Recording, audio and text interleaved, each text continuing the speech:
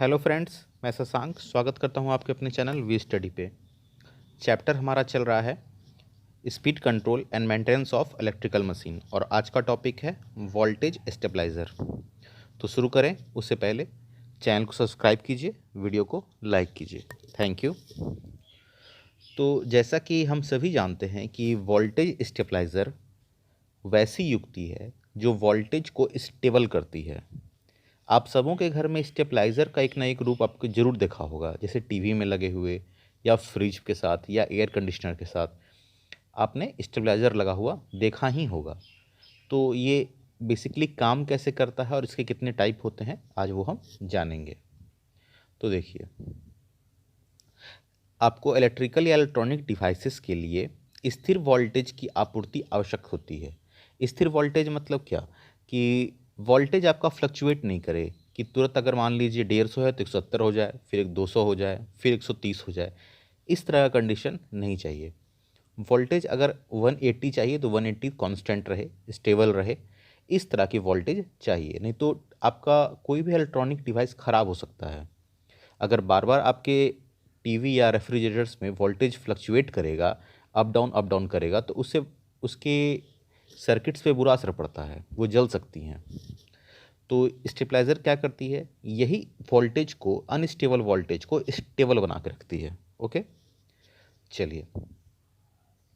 तो नोट में हमें याद रखना है कि आपका विद्युत सर्विस लाइन जो होता है उससे जो हमें मतलब धारा प्राप्त होती है, विद्युत शक्ति प्राप्त होती है, वो उपभोक्ता जितनी उस आपूर्ति लाइन से उपभोक्ता जुड़े होते हैं उसके अनुसार बढ़ती घटती रहती है। अगर किसी उपभोक्ता को हीटर की ज़रूरत है, उसने हीटर चला लिया तो वोल्टेज क्या हुआ, वहाँ उसने खींचा।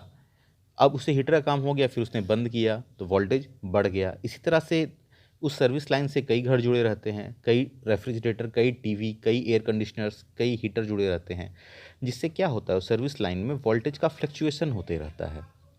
तो स्टेबलाइज़र क्या करता है, इसी फ्लक्चुएशन को मैनेज करता है, स्टेबल करता है। ओके, तो आगे हम देख रहे हैं block diagram of voltage stabiliser. Okay, चलिए देखिए, ये 3 टर्म्स में बटे होते हैं। पहला है अनस्टेबलाइज वोल्टेज जो कि इनपुट है, दूसरा है कंट्रोल, ठीक है, और जो कि रेफरेंस वोल्टेज भी कहलाता है, और तीसरा होता है जो उससे आउटपुट निकल रहा है स्टेबलाइज्ड वोल्टेज जो कि आउटपुट है। ओके, अब देखिए, पहले तो इसमें इनपुट के रूप में अनस्टेबलाइज वोल्टेज आया, ठीक है। उसके बाद क्या किया गया स्टेबलाइज़र ने इसे कंट्रोल किया।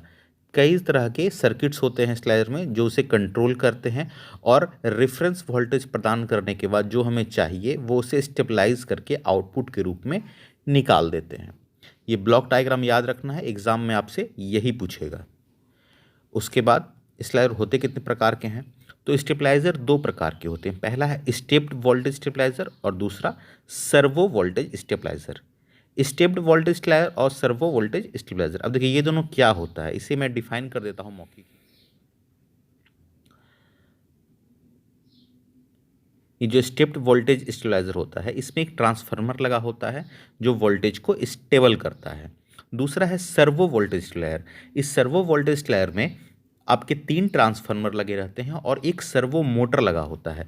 एक सर्वो मोटर लगा होता है, याद रखना है। कई बार आपने स्टेबलाइजर में देखा होगा, इसे बड़े स्टेबलाइजर से एसी के स्टेबलाइजर में आपने देखा होगा कि जब भी लाइन कटती है या लाइन आती है या हम उसे ऑन करते हैं तो एक फ़ैन चलने का आवाज़ आता है जो उसे हम बिल्कुल क्लियर सुन सकते हैं स्लायर से, ठीक है। तो ये सर्वो मोटर का काम क्या है, ये बेसिकली सर्किट्स को ठंडा रखता है, अंदर की गर्म हवा को बाहर फेंकता है। ओके, और किसी किसी में ये रिवर्स भी घूमता है कि बाहर की ठंडी हवा को हल्का अंदर खींचता है, ठीक है। और बेसिकली इसका कुछ जानना नहीं है हमें।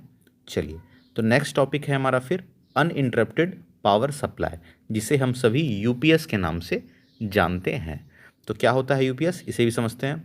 देखिए, कंप्यूटर आदि उपकरण जो होते हैं उसके प्रचलन के लिए एक ऐसी विद्युत आपूर्ति की आवश्यकता होती है जो कि 1 मिलीसेकंड से भी कम समय में उपकरण का जो प्रचलन होता है, उपकरण जिस वोल्टेज पे चल रही है, जिस सप्लाई पे चल रही है, उससे हटा करके सेकेंडरी सप्लाई पे उसे डाल दे। ऐसा कब होता है कि मान लीजिए हम कंप्यूटर पे कुछ काम कर रहे हैं, एकाएक सर्किट चली गई, लाइन चली गई, तो अब हम कुछ जो भी उस पर काम कर रहे हैं, जो भी उस पर डाटा सेव किया है हमने, वो क्या हो गया, एकाएक अनसेव रह जाएगा। लेकिन यूपीएस क्या करता है, इस पावर सप्लाई को मेन सप्लाई कटने के बाद तुरंत अनइंटरप्टेड यूपीएस सिस्टम पे, इन्वर्टर पे डाल देता है। उससे क्या होता है, हमें 15 मिनट से लगभग 1 घंटे का समय मिलता है। ये यूपीएस की क्षमता के अनुसार है, 15 मिनट से 1 घंटा। तो इतना समय मिलता है हमें अपने डाटा को सेव करने के लिए। ओके, अब देखिए यहाँ मैंने ब्लॉक डायग्राम इसका बना दिया है यूपीएस का, उससे आप देखिए। पहला क्या आ रहा है हमारा, एसी मेन सप्लाई आ रहा है, ठीक है। अब एसी मेन सप्लाई हमारा कहाँ जा रहा है, रेक्टिफायर में। रेक्टिफायर क्या करता है, आप सभी जानते हैं कि ये एसी को डीसी में कन्वर्ट करता है, ठीक है। अब एसी को डीसी में कन्वर्ट करने के बाद ये दो कार्य कर रहा है। पहला तो डीसी को इन्वर्टर में सप्लाई कर रहा है, और दूसरा इसी डीसी से हमारे बैटरी को चार्ज कर रहा है, ठीक है। सेकेंडरी पावर के लिए ऊर्जा को जमा कर रहा है बैटरी में, ठीक है। क्योंकि बैटरी हमारी किस करंट पे चार्ज होती है, ये आप मुझे कमेंट में बताएंगे। चलिए, अब इन्वर्टर क्या करता है, एक स्टैटिक स्विच से जुड़ा होता है जो कि दो एससीआर को मिलकर बनाया हुआ होता है। ये दोनों एससीआर एक दूसरे से अपोजिट पैरेलल क्रम में जुड़े हुए होते हैं, और फिर इसी स्विच से हमारा लोड जुड़ा होता है, ठीक है। चलिए, तो इस ब्लॉक डायग्राम को भी हम अच्छे से देख के रखेंगे, याद रखेंगे बिल्कुल। चलिए, अब इसके हम टर्म्स को पढ़ लेते हैं, रेक्टिफायर एंड चार्जर। तो क्या होता है आपका कि रेक्टिफायर एक ऐसा सर्किट है जिसका कार्य एसी को डीसी में परिवर्तित करना होता है। इस ब्लॉक डायग्राम के आधार पर हम देखते हैं कि रेक्टिफायर सर्किट दो कार्य कर रही हैं। पहला, जैसा मैंने बताया, बैटरी को डीसी पर चार्ज करना, तथा दूसरा डीसी सप्लाई में कन्वर्ट होने के बाद इन्वर्टर को सप्लाई देना, ठीक है। अब देखिए, बैटरी जो होती है वो हमारी क्या होती है, वो अनइंटरप्टेड पावर सप्लाई के लिए ऊर्जा को संग्रहित करने वाला डिवाइस होता है, जिसमें 12 वोल्ट प्राप्त करने हेतु सभी सेल 12 वोल्ट की शक्ति प्राप्त करने हेतु सभी सेल श्रेणी क्रम में जुड़े होते हैं, ठीक है। तीसरा है हमारा इन्वर्टर। अब इन्वर्टर क्या होता है, इस चैप्टर में हम इन्वर्टर को बहुत ही ज़्यादा डिटेल से पढ़ेंगे, ठीक है। इन्वर्टर हमारा इसी चैप्टर में, अभी सिर्फ इसकी जानकारी लेना है। तो इन्वर्टर क्या होता है, इन्वर्टर का कार्य मुख्य बैटरी से प्राप्त डीसी को एसी में परिवर्तित करना होता है। इन्वर्टर क्या करता है, डीसी को एसी में कन्वर्ट करता है, क्योंकि फिर तो हमारा सिस्टम तो एसी पे चलेगा ना। तो बैटरी से तो डीसी निकल रही है, उसे कन्वर्ट करने के लिए एक सिस्टम चाहिए, जिसे हम क्या कहते हैं, इन्वर्टर। अब नेक्स्ट है स्टैटिक स्विच। स्टैटिक स्विच हमारा क्या करता है, स्टैटिक स्विच जो होता है वो संपर्क रहित स्विच होता है। वो किसी के संपर्क में नहीं होता है, किसी भी आदमी के संपर्क में नहीं होता है। ये कैसे बना होता है, वो दो एससीआर को रिवर्स पैरेलल क्रम में जोड़कर बनाया जाता है, ठीक है। अब देखिए, यूपीएस कितने टाइप के होते हैं। ये पहला होता है ऑनलाइन यूपीएस, जिसे इन्वर्टर बेस्ड कहते हैं। दूसरा होता है ऑफलाइन यूपीएस, जिसे हम लाइन बेस्ड कहते हैं। तो यहाँ से हम कल शुरू करेंगे, आज के लिए इतने पे ही, और नोट्स बनाते रहिए बिल्कुल। Thank you. और फिर से एक बार चैनल को सब्सक्राइब कीजिए, वीडियो को लाइक कीजिए।